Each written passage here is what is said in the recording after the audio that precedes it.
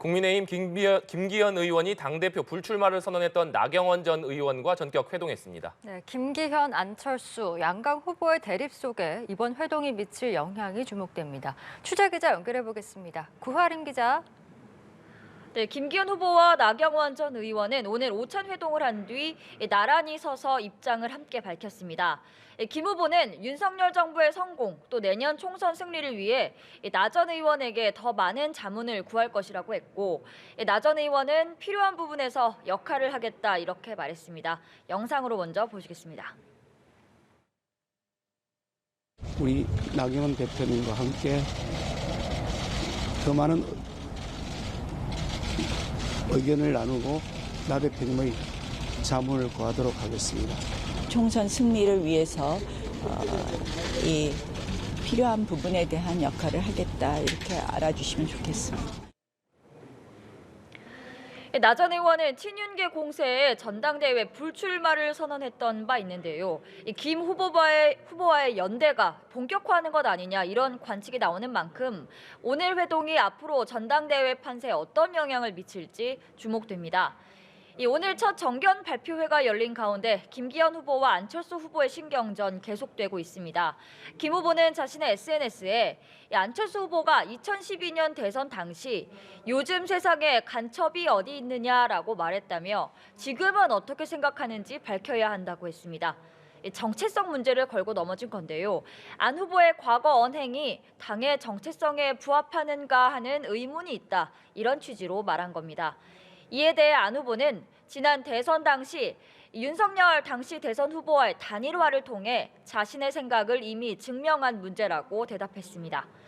또 윤한 연대 발언을 둘러싼 용산 대통령실과의 갈등에 대해서는 대통령실 입장을 존중해 그런 표현을 쓰지 않겠다고 했다며 친윤계 공세에 적극적인 대응 없이 자세를 낮췄습니다.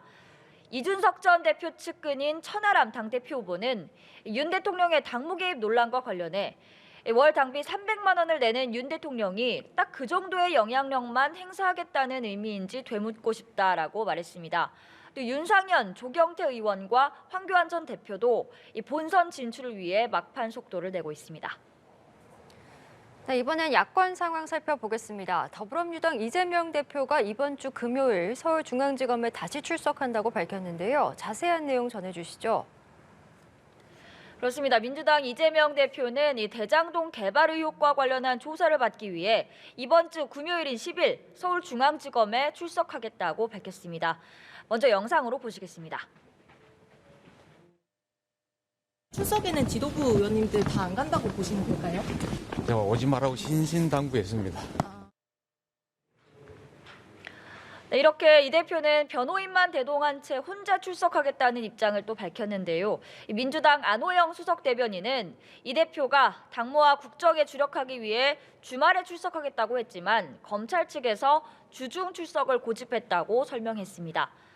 민주당과 정의당, 기본소득당 등 야 3당이 발의한 이상민 행안부 장관 탄핵소추안은 국회법에 따라 내일 처리될 것으로 보입니다.